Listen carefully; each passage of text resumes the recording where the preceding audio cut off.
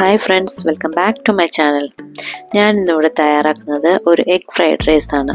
അത് വളരെ എളുപ്പമാണ്, അതേപോലെ തന്നെ വളരെ രുചിയേറിയതുമാണ്. എന്ന സമയം കളയേണ്ട, നമുക്ക് വീഡിയോയിലേക്ക് പോകാം. ചൂട് കട്ടിയുള്ളൊരു പാത്രം എടുത്ത് 2 ടേബിൾ സ്പൂൺ ഓയിൽ ഒഴിച്ചു കൊടുക്കാം.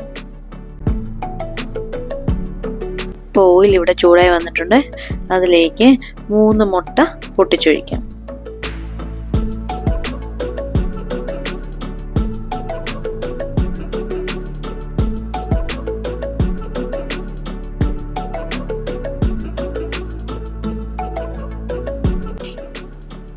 ഇനി അതിനാവശ്യമായിട്ടുള്ള ഉപ്പിട്ട് കൊടുക്കുന്നുണ്ട്.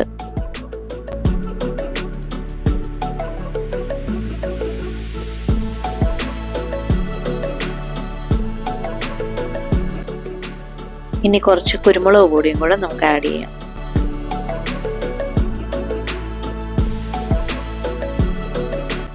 ഒരു 5 സെക്കൻഡ് വെന്ത ശേഷം മാത്രമേ അത് ഇങ്ങനെ സ്ക്രാമ്പിൾ ചെയ്തെടുക്കാൻ പാടുള്ളൂ.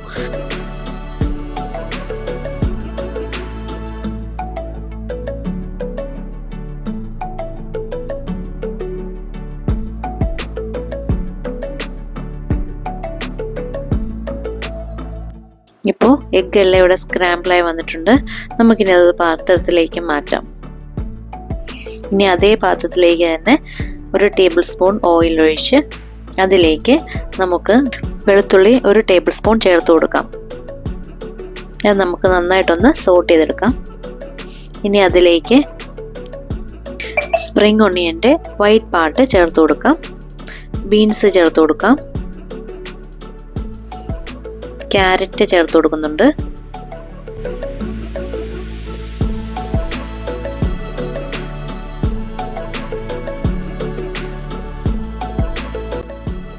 ഇനി നമുക്ക് കുറച്ച് ക്യാപ്സിക്കം ചേർത്ത് കൊടുക്കാം.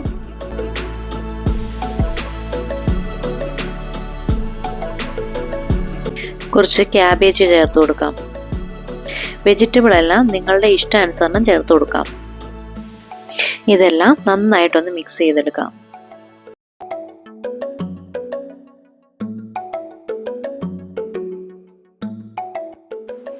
ഇപ്പോൾ ഇതെല്ലാം നന്നായിട്ട് മിക്സ് ആയി വന്നിട്ടുണ്ട്. ഇനി അതിലേക്ക് ഞാനൊരു മാഗി ക്യൂബ് ചേർക്കുന്നുണ്ട്.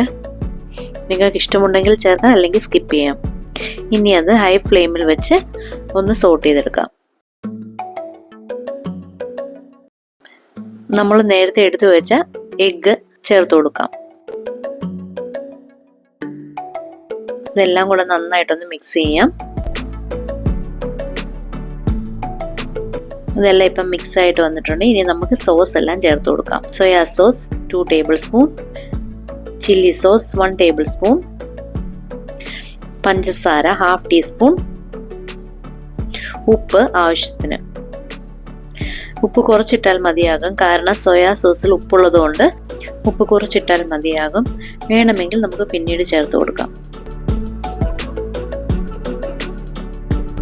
ഒരു 20 മിനിറ്റ് വെള്ളത്തിലിട്ട ശേഷം കുക്ക് ചെയ്തിട്ടുള്ള റൈസാണിത്. ഇനി നമുക്ക് ഇതിലേക്ക് ചേർത്ത് കൊടുക്കാം.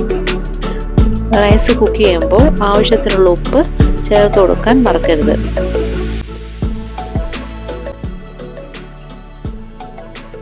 ഇനി ഇതെല്ലാം ഹൈ ഫ്ലെയിമിൽ വെച്ച് നന്നായിട്ടൊന്ന് മിക്സ് ചെയ്ത് കൊടുക്കാം.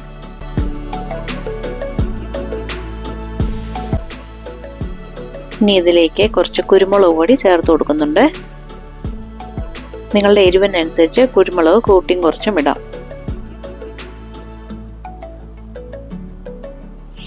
നന്നായിട്ട് ഹൈ ഫ്ലെയിമിൽ വെച്ച് നന്നായിട്ടൊന്ന് മിക്സ് ചെയ്ത് കൊടുക്കാം. ഇനി ഇതിലേക്ക് കുറച്ച് സ്പ്രിംഗ് ഒണിയൻ ചേർക്കുന്നുണ്ട്.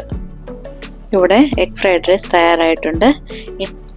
ഇത് വളരെ സ്വാദിഷ്ടമായൊരു ഫ്രൈഡ് റൈസ് ആണ്. നിങ്ങളെല്ലാവരും ഇതൊന്ന് ഉണ്ടാക്കി നോക്കണം. ഉണ്ടാക്കിയതിന് ശേഷം ഫീഡ്ബാക്ക് അറിയിക്കുക. നിങ്ങൾക്ക് എൻ്റെ ചാനൽ ഇഷ്ടമായാൽ ലൈക്ക് ചെയ്യുക, ഷെയർ ചെയ്യുക, സബ്സ്ക്രൈബ് ചെയ്യുക. Thank you for watching. വീണ്ടും പുതിയ റെസിപ്പികളുമായി അടുത്ത വീഡിയോയിൽ കാണാം.